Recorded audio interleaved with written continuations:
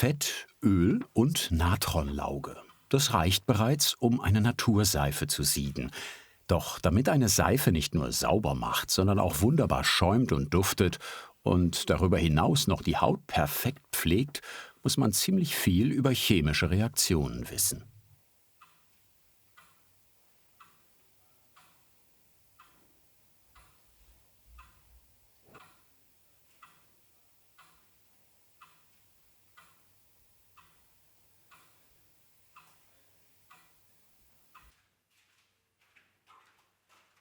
Damit hat sich Erika Hock intensiv beschäftigt. Vor 13 Jahren beschließt sie, in Uhringen im Vilstal das uralte Handwerk der Seifensiederei anzufangen. Heute betreibt sie zusammen mit ihrem Mann die Seifenmanufaktur Eulenhof. Die Kräuterseife, die sie heute macht, heißt Grüne Neune.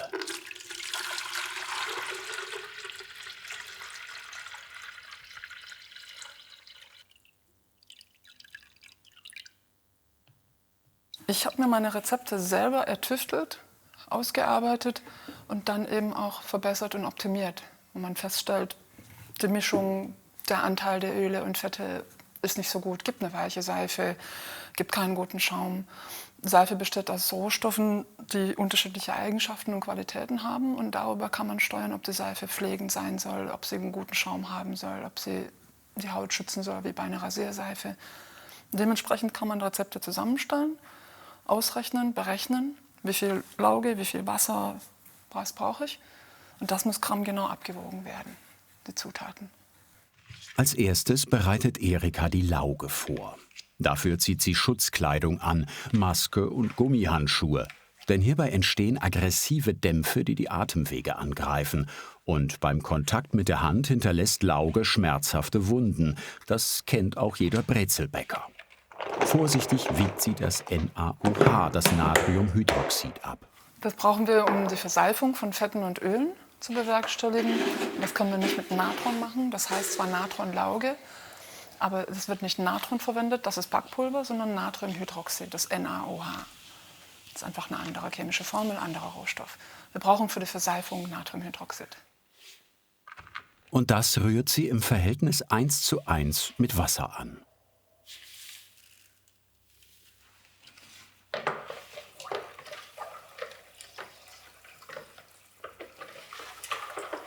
Dabei kommt es zu einer sogenannten exothermen Reaktion. Das heißt, die Flüssigkeit erhitzt sich von ganz alleine.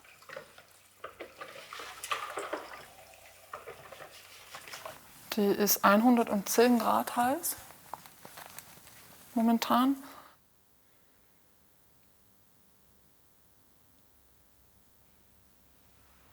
Dieses Rezept ist eigentlich eine Milchseife. Das bedeutet, dass zu dem Wasser zusätzlich noch 1 Liter Milch hinzukommen würden.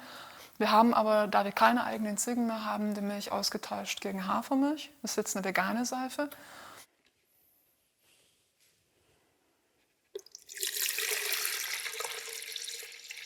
Und die Hafermilch dafür macht Erika selbst. Sie braucht dafür nur Wasser, Haferflocken und einen Pürierstab.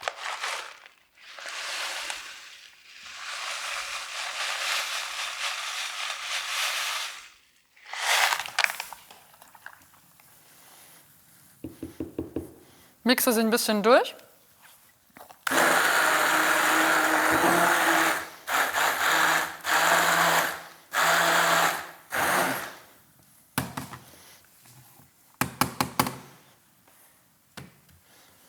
Und sieb sie wieder ab. Und das ist unser Ersatz für Milch.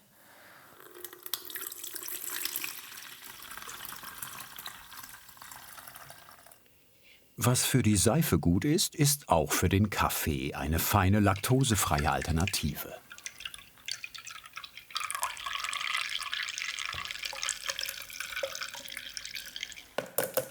Kann man noch ein paar Mal verwenden. Für unsere Seife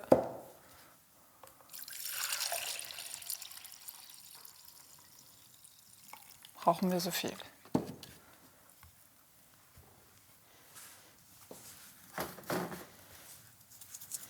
Und dann kommt Zauberstoff dazu.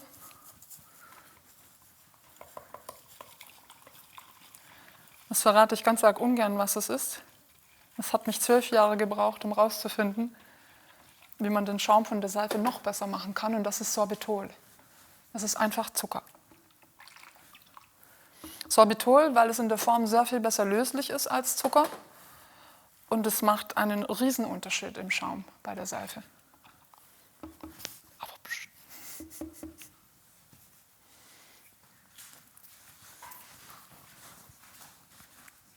Das sind jetzt Pflanzenöle und Pflanzenbuttern. Kokosöl, Shea-Butter, Kakaobutter. Alle 3 in Bioqualität. Geben der Seife eine Festigkeit, machen guten Schaum und machen auch eine gute Hautpflege. Wir benutzen keine tierischen Fette, also kein Schweineschmalz, kein Rinderteig. Könnte man aber tun, machen eine schöne Seife, hat man ja früher auch gemacht. Und auch kein Palmöl. Und seit wir das Palmöl nicht mehr haben, das ist jetzt ungefähr 6 Jahre, dass das Palmöl komplett draußen ist, haben wir das ersetzt mit Kakaobutter, weil das Palmöl eine schöne Festigkeit gegeben hat.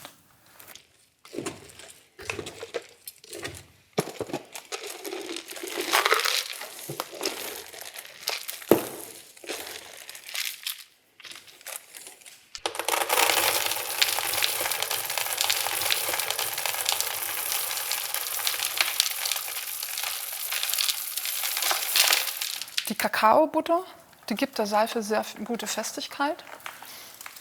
In zu großen Mengen, deswegen daher nur eine ganz kleine Menge in diesem Rezept. In zu großen Mengen ist es schlecht für den Schaum.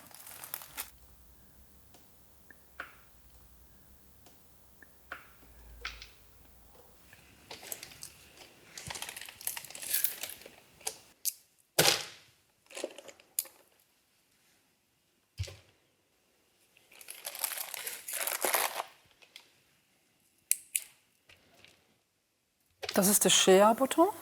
Das ist von der Nuss. Und aus dieser Nuss wird dieses Fett gewonnen. Nennt man auch Karité. Das ist ein Wort, das früher bekannt war. Karité-Butter. Ist an sich eine super Hautpflege an schon, so wie es ist. Benutzt man in Afrika zum Essen, zum Kochen und für die Körperpflege, für die Haare und für die Haut. Als letztes das Kokosöl.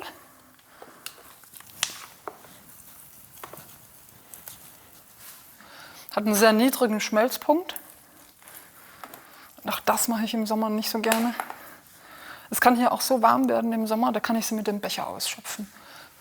Das heißt, je heißer der Raum ist, umso flüssiger. Also geht gerade noch so.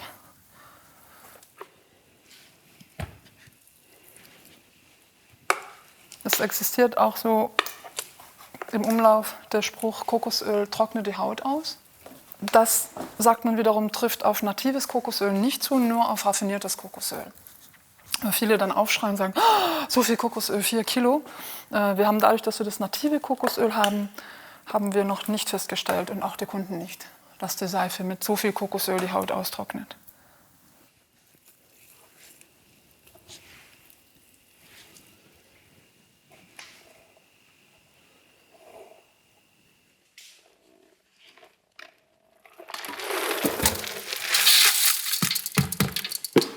Die festen Fette müssen geschmolzen werden, damit man sie zu den flüssigen Ölen, die wir nachher abwiegen, hinzufügen kann.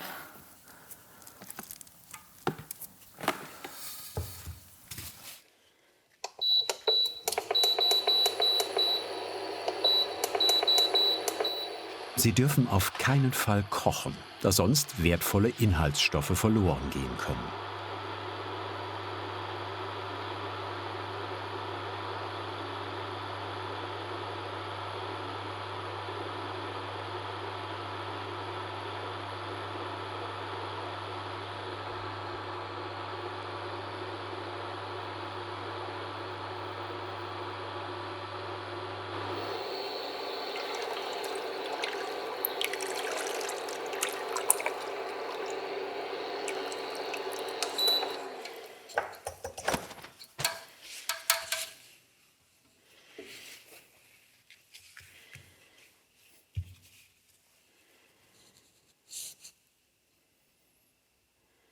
,80 Grad sind die Fette heiß. Das bedeutet, wir müssen eine Zeit lang warten und sie abkühlen lassen, weil es vorher sonst für die Seifenherstellung zu heiß ist.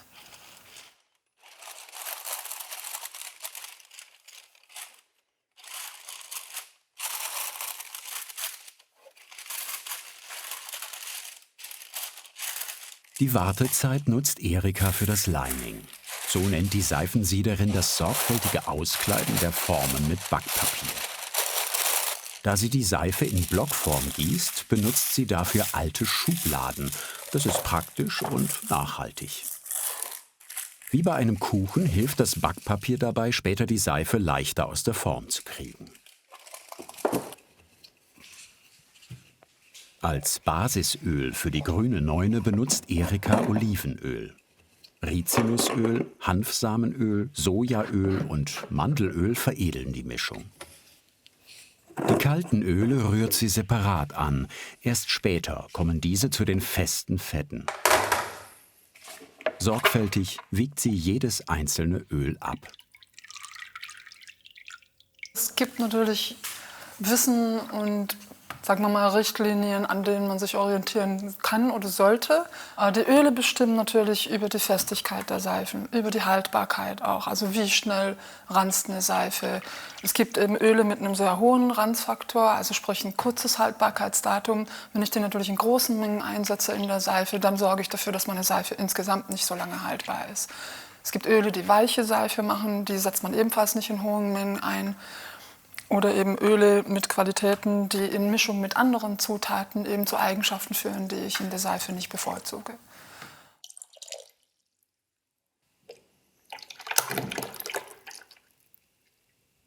Deswegen benutzt man verschiedene Zutaten, verschiedene Öle, um diese verschiedenen Eigenschaften so miteinander kombinieren und abwägen zu können.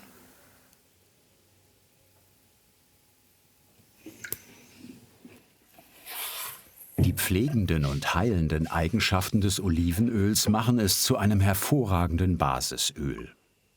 Mandelöl ist ein Universalöl und für jeden Hauttyp geeignet. Das Sojaöl für sich alleine genommen schäumt nicht so gut, macht dafür aber eine weiche Haut und ist reich an Vitaminen.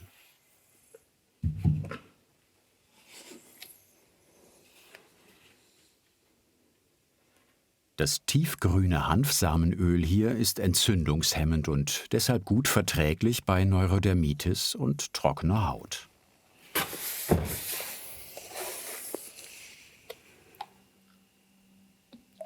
Und zuletzt das Rizinusöl. Es sorgt dafür, dass die Seife später richtig schön schäumt. Und es kann noch mehr: pflegen und die Feuchtigkeit halten.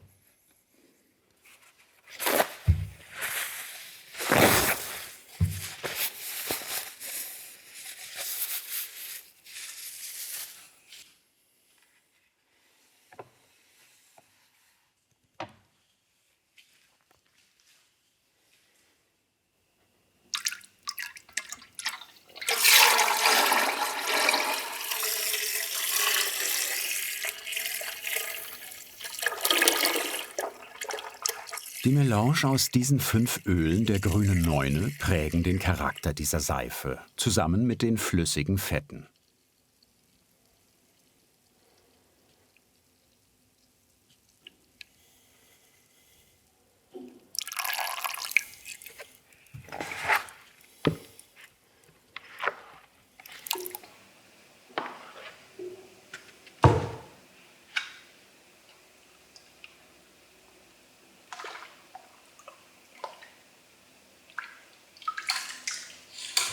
Noch einmal misst Erika die Temperatur der vermengten Öle und Fette.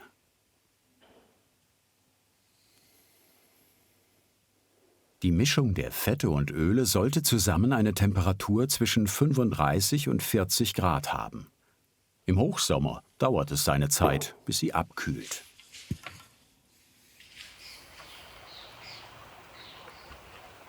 Das ist der Eulenhof. Hier hat sich Erikas Leidenschaft für das Seifensieden entfacht. Das 600 Jahre alte Fachwerkhaus ist für die Produktion längst zu klein geworden, doch ihre Kräuter wachsen noch immer hier, im naturbelassenen Garten.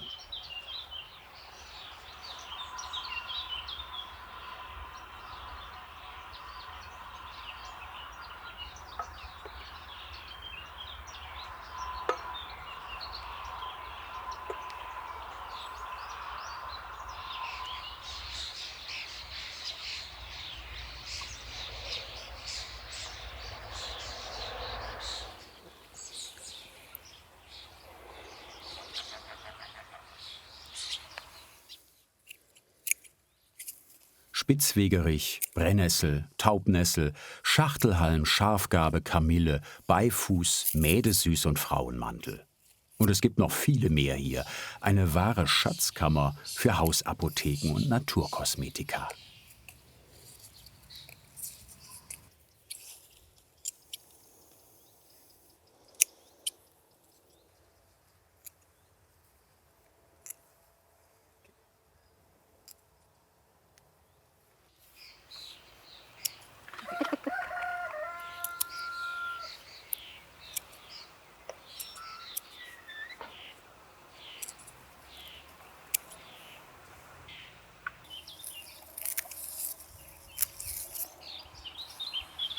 Der Name Grüne Neune von der Seife kommt eigentlich von der traditionellen Gründonnerstagssuppe. So die Frühjahrssuppe nach dem Bärlauch, wenn der Bär aus der Höhle rauskommt und wieder erwacht und sich mit dem Bärlauch entgiftet. Dann kommen die Menschen als nächstes, die müssen noch ein bisschen länger warten, bis die Kräuter gewachsen sind. Das dauert so ein bisschen länger, so April meistens so, bis die ersten Kräuter je nach Witterung und Jahreszeit so weit stehen, dass man dann tatsächlich auch die ersten Triebe und Spitzen pflücken und daraus dann eine Entgiftungskräutersuppe machen kann, um eben diese Schlacken, die sich im Winter angesammelt haben, um die wieder auszuleiten und zu frischen Kräften zu kommen. Auch eben gerade durch viel Eisen, durch viel Vitamin C, was in den Kräutern so drin ist. Also das ist auch nicht festgelegt, dass immer genau diese 9 Kräuter drin sein müssen. Man nimmt, was man hat, was da ist, was je nach Region vorhanden ist. Die Kräuter haben wir im Garten gesammelt. Die wachsen alle hier. Das ist der Mädesüß, der erste. Das sind die Blüten und die Blätter dazu. Aber es ist eigentlich eine fiebertreibende, eine fiebersenkende Pflanze bei hohem Fieber, bei Erkältungskrankheiten. Dann haben wir den Frauenmantel. Mit seinem Namen von der Form sieht auch aus wie so ein Mantel. Ursprünglich der Mantel der Maria aus dem Mittelalter. Ein klassisches Frauenkraut für Unterleib, Unterleibsschmerzen, Beschwerden.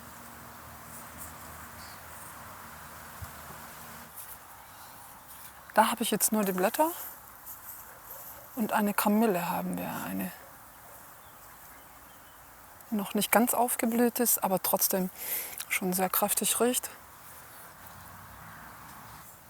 Und den Beifuß. Das ist eigentlich unsere älteste und wichtigste Heil- und auch Zauberpflanze. Und hat den Garten überall komplett für sich eingenommen. Den Beifuß haben die früher unsere Ahnen oder auch eigentlich in ganz Europa so ziemlich für alles genommen. Vom Schutzzauber, vom Schutz über die Ställe, über die Tiere, über neugeborene Kinder, in die Wiege, als Frauenkraut. Für Unterleib, für Bauch, für Durchblutung, für Magengeschichten, aber auch als Würzkraut genommen. Was der jetzt in unserer Seife macht, ist, der gibt eine schöne Farbe, gibt mir gut Pflanzenmaterial ohne viel Stängel. Und ich will den natürlich auch für seine Bedeutung und für seine Kraft da drin haben.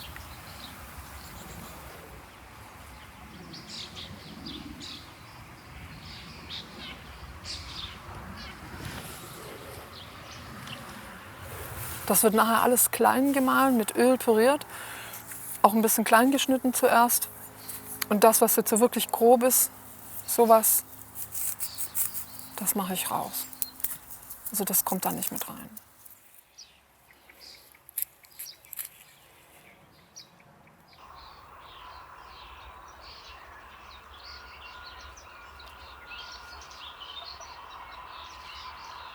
Aus der wilden Natur geht's zurück zur Seifenküche, mitten in die Kleinstadt Uhingen.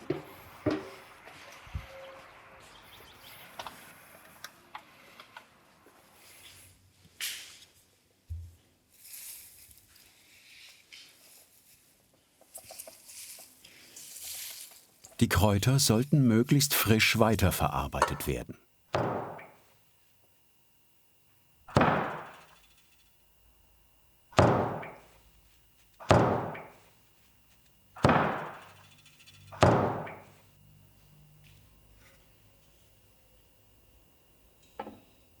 Zuerst schöpft Erika eine kleine Menge der Öl-Fett-Mischung ab.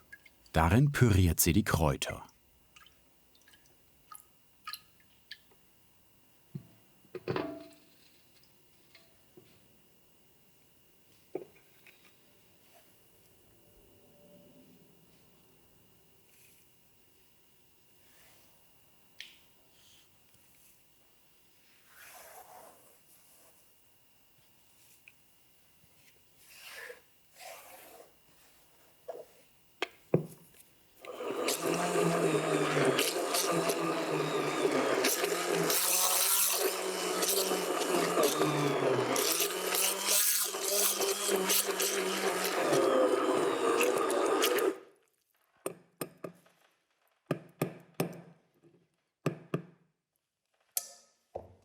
Was bewirken Kräuter eigentlich in der Seife?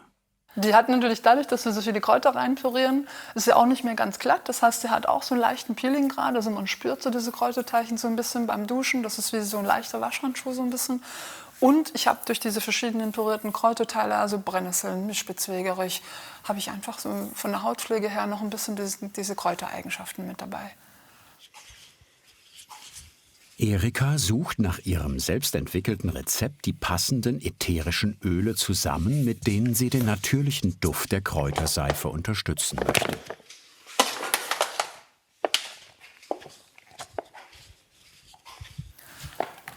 Wir haben hier die verschiedenen Duftkomponenten für den Duft, zusammengesetzt aus Simos. Der Duft heißt Simos, ist Semos, riecht sehr grün.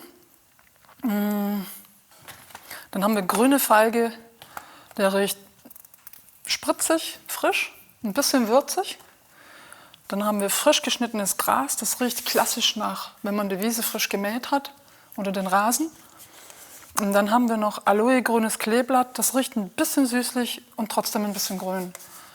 Und die ergänzen sich zusammen zu einem Duft, wo ich sage, ich möchte, dass er grün ist, ich möchte aber trotzdem, dass er noch ein bisschen Frische hat, ein bisschen würzig ist.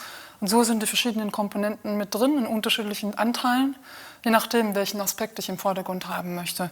Von der Seife, wie ich sie mir vorstelle, wie ich das Gefühl habe, so muss die riechen, die grüne Neune. Aber wir machen die Duftöle in die Seife rein, weil die pürierten Kräuter in der fertigen Seife leider noch gar nichts mehr riechen. Also da kommt beim Schneiden, merkt man so ein bisschen den Kräutergeruch, aber der bleibt in der Seife leider so nicht spürbar übrig. Und das verstärken wir einfach ein bisschen mit Parfümölen. Für die sensitive grüne Neune lassen wir den Duft einfach ganz weg. Das Geheimnis der genauen Mischung des Duftes ist gut verwahrt in Erikas rotem Rezeptbüchlein.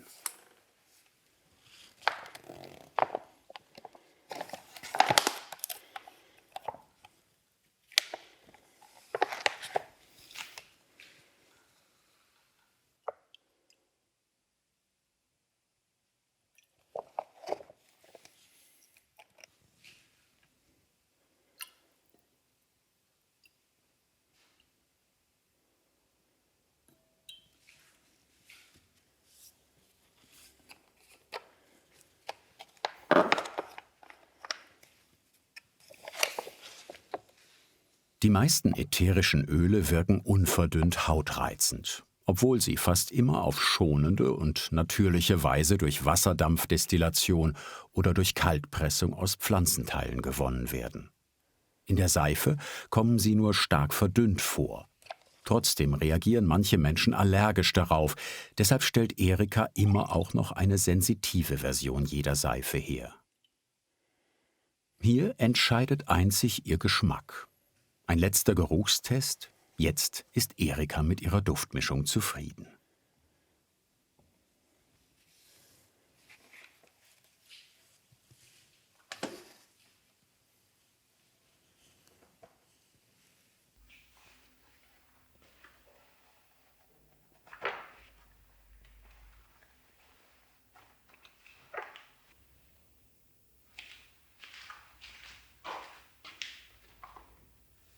Die Öle und Fette haben die perfekte Temperatur.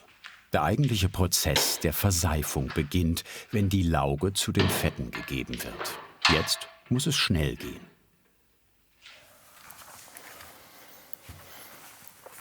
Lauge durch das Sieb gießen, Einfach aus dem Grund, aus dem Sicherheitsgrund wieder, falls ungelöste Laugenbestandteile mit dabei sind, dass die im Sieb hängen bleiben. Die will man als Brückelchen nicht in der Seife drin haben.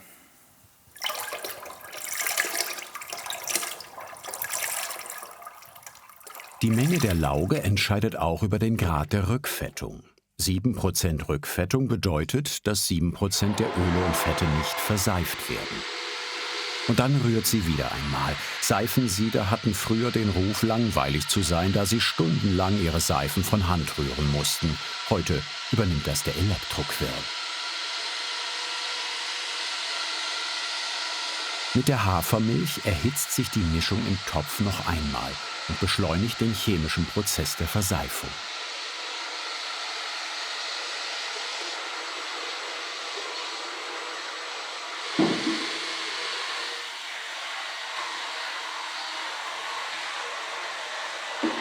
Die Masse wird schnell immer fester und aus Ölen und Fetten wird im Kontakt mit Lauge der sogenannte Seifenleim. Also aus meiner Kartoffelsuppe ist jetzt hier schon fast ein Kartoffelbrei geworden. Man sagt auch, der zeichnet, der Leim. Das heißt, wenn die Spuren stehen bleiben, wenn man hier so die Spuren sehen kann, dann zeichnet er. Und dann auf jeden Fall aufhören zu rühren.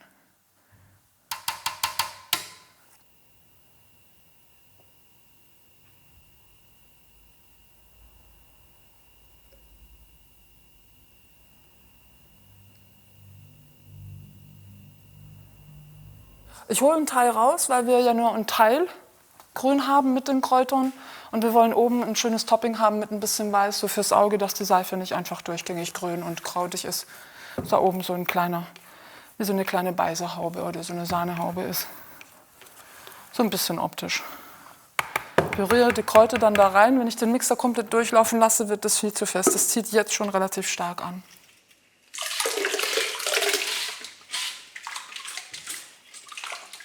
Deshalb rührt sie ab jetzt doch von Hand weiter.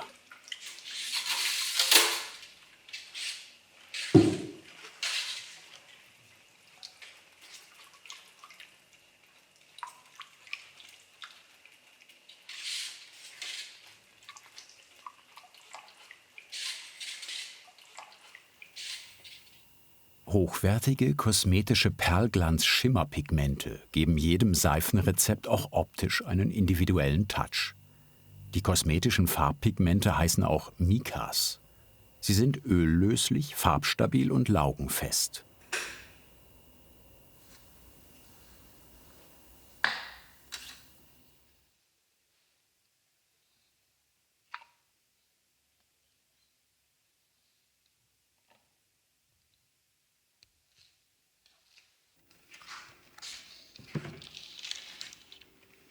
Für die grüne Neune mischt Erika 2 unterschiedliche Grüntöne unter die Masse, um den Namen auch farblich zu unterstreichen.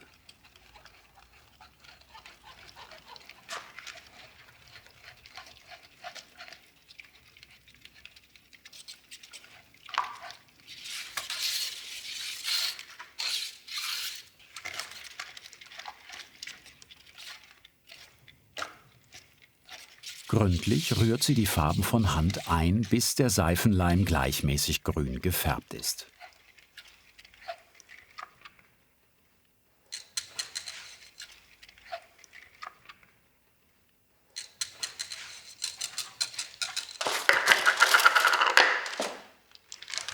Jetzt kann der Leim in die Form.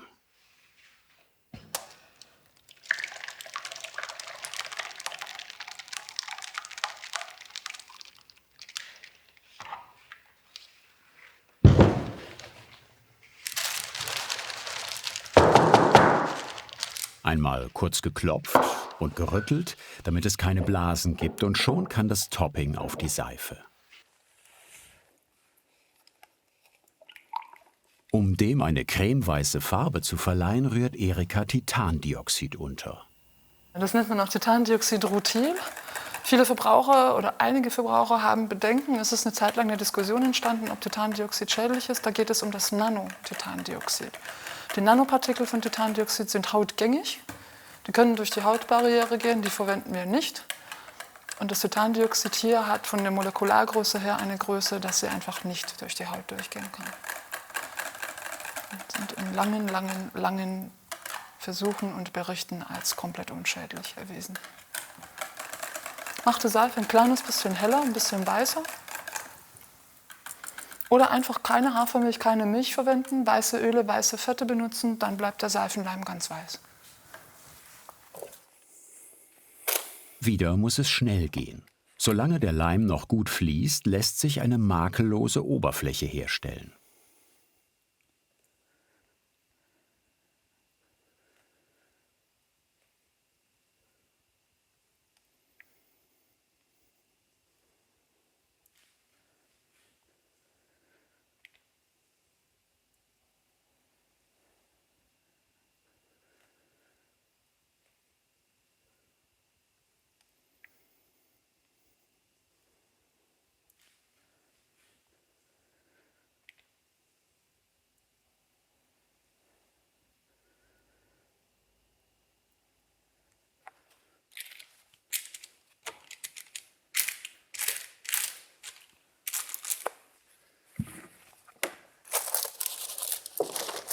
Die frische Seife kann an der Oberfläche Sodaasche bilden, was dazu führt, dass sich die Seife unschön verfärbt. Um das zu verhindern, besprüht sie Erika mit Alkohol.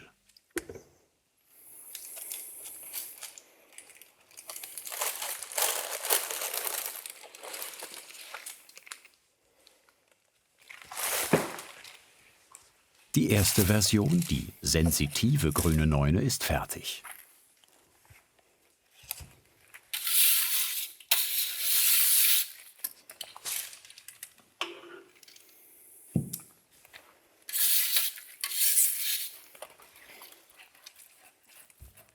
Für die zweite Version kommen jetzt die ätherischen Öle dazu. Die beschleunigen die Verseifungsreaktion wieder.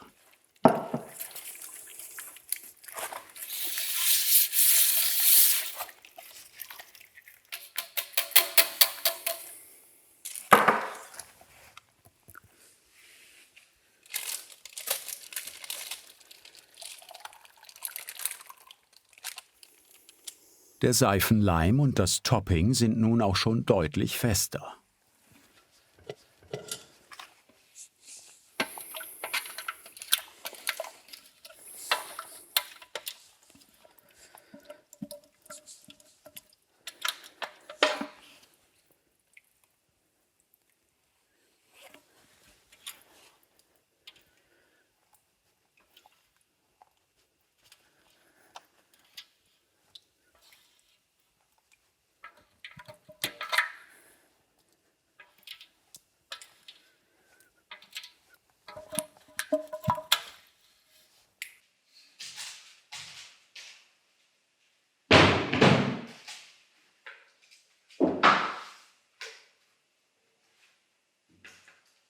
Noch etwas Duftöl zum Garnieren obendrauf.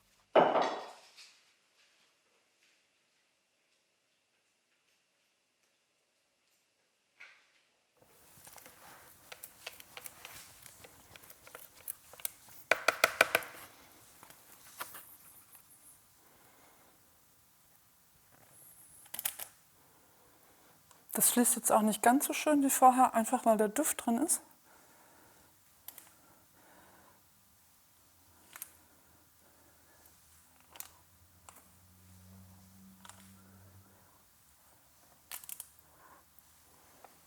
Und das ist einfach eine Duftmischung, die die Fließfähigkeit vom Leim etwas beeinträchtigt.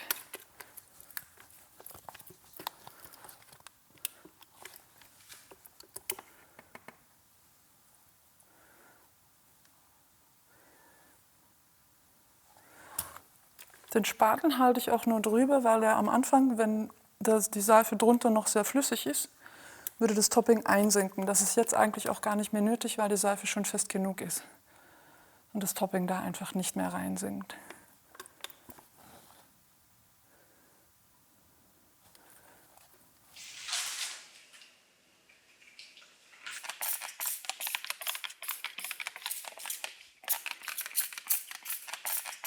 Seife hat ja durch die Verwendung von Lauge einen hohen pH-Wert.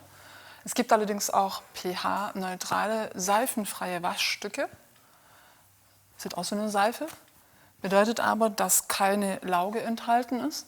Und diese Waschstücke herzustellen ist nur möglich unter Verwendung von Tensiden. Das sind künstlich hergestellte Tenside, die zum Teil sehr aggressiv und sehr scharf sind für die Haut. Das heißt, sie trocknen die Haut stark aus. Das heißt, ich habe zwar ein pH-neutrales Waschstück, das seifenfrei ist, aber meine Haut wird unheimlich trocken, juckt, schuppt und ich bin damit nicht unbedingt auf der besseren Seite. Da ist jetzt eine Seife, die zwar einen relativ hohen pH-Wert hat, aber meine Haut eben rückfittet und pflegt, in der Erfahrung einfach weitaus verträglicher als jedes pH-neutrale Waschstück. Ob Waschstück oder Seife, da scheiden sich die Geister. Fakt ist, die Haut hat einen pH-Wert von ungefähr 5,5. Ein pH-neutrales Waschstück ebenfalls. Leitungswasser liegt bei 7. Frische Seife hat immer einen sehr hohen pH-Wert. Je länger sie lagert, desto mehr nimmt der pH-Wert ab und pendelt sich nach einigen Wochen zwischen 9 und 10 ein. Ob pH-neutrales Waschstück oder rückfettende Seife, die Haut meldet sich, sobald ihr etwas nicht passt. Und das merkt jeder.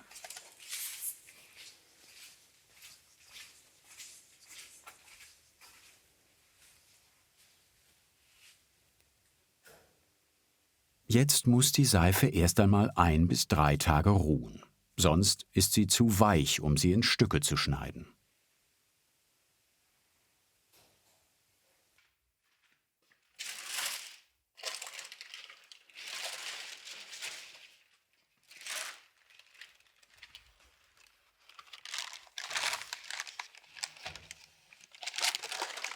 Der spannende Moment ist gekommen. Ist die Seife gelungen? Sind Farbe, Festigkeit und Geruch so, wie Erika es geplant hat?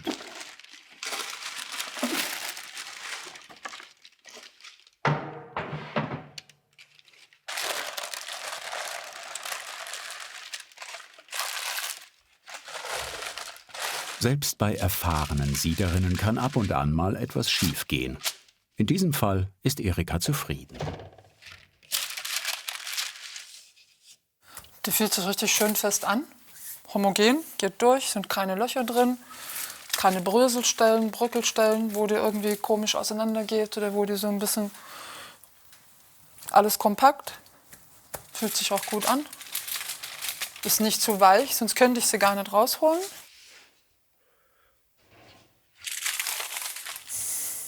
Ich schneide in Stangen. Hängt ein bisschen von der Blockhöhe ab, wie breit die Stange wird. Zu breit führt dazu, dass man so einen unhandlichen, größeren Lappen hat. Und je breiter die Fläche ist, umso schneller wäscht sich die Seife weg und bricht dann auch schneller. Die wird ja im Gebrauch etwas dünner und bricht dann. Und deswegen versuchen wir, die Seifen eher kompakt zu schneiden, dass sie dann eher ein bisschen in die Dicke gehen. Und da hat der Kunde einfach länger was davon in der Hand und bricht nicht so schnell.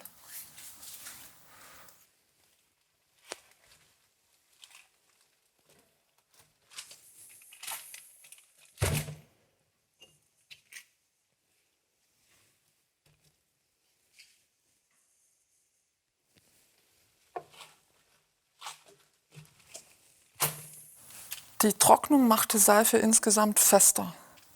Also wenn ich jetzt eine ganz frische Seife rausgebe und die benutzen würde, die würde sich sehr schnell wegwaschen, weil die noch weich ist. 100 Gramm soll ein Stück später für den Verkauf wiegen. Deshalb schneidet Erika die Portionen bewusst etwas größer, da ein Teil der Seife verdunstet. Ein bisschen Schwund ist immer. Bis zum Schluss, bis nichts mehr verdunstet, so zwischen 5 bis 10% ungefähr. Also aus einer 110 Gramm Seife werden dann ca. 100. Hängt auch ein bisschen von der Jahreszeit, von der Temperatur ab, wie schnell das geht.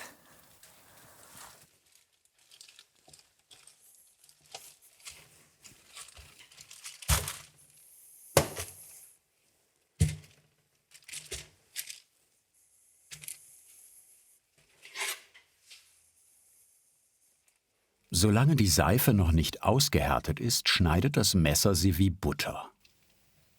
Ungefähr 90 Seifenstücke lassen sich aus diesem 10-Kilo-Block schneiden. Selbstgemachte Seifen sind seit geraumer Zeit ein Trendprodukt. Unverpackt, plastikfrei, ökologisch abbaubar. Wie Seife herzustellen ist, wussten die Sumerer schon vor über 4000 Jahren. Da haben sich die Europäer noch mit Asche gewaschen, wenn überhaupt.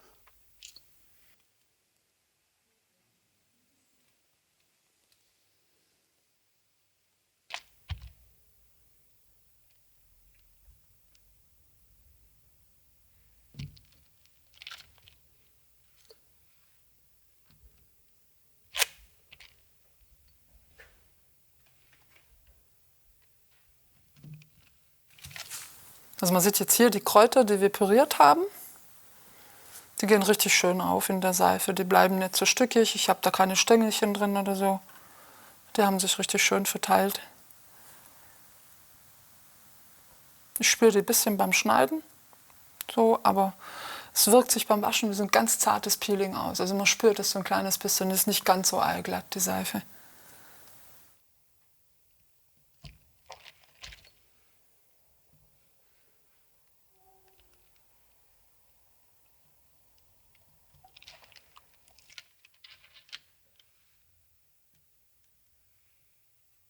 Ach du grüne Neune, das ist sie also. Jetzt muss sie nur noch 4 bis 8 Wochen aushärten. Und dann im Wettbewerb gegen Drachenblut, Milchbub und Blaue Lagune sich durchsetzen. Denn auch Seife unterliegt dem Zeitgeist. Ständig kreiert Erika neue Rezepte. Ihre Naturseifenfans wollen Viel Frisches, so Richtung Lemongras, Zitrone, Orange. Und ein bisschen was so in diese klassisch blumige Richtung, also gerade so Rose, Maiglöckchen. Aber zum Beispiel in den 13 Jahren, was sich ganz stark verändert hat, ist, ich hatte am Anfang Frauen-Männer-Anteil ungefähr 95,5% Männer maximal. Und das hat sich ganz stark gewandelt. Wir sind fast bei der Hälfte. Und dementsprechend verändern sich dann auch die Düfte, die ich an den Mann bringen kann, im Vergleich zu ganz am Anfang. Es gibt selten Männer, die eine Rosenseife kaufen. Eher die Ausnahme. Wobei mein Mann mag Maiglöckchenseife ganz sehr gern.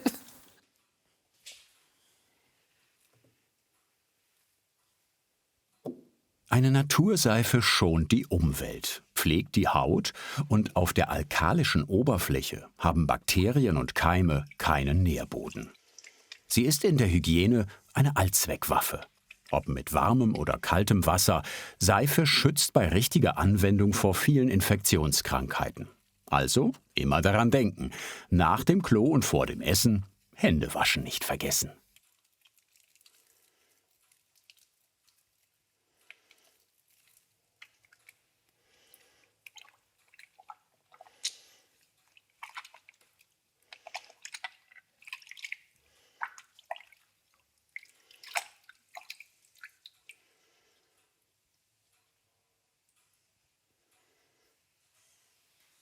Fasziniert dich Handwerkskunst genauso wie uns? Dann jetzt den Kanal abonnieren und keine Folge verpassen.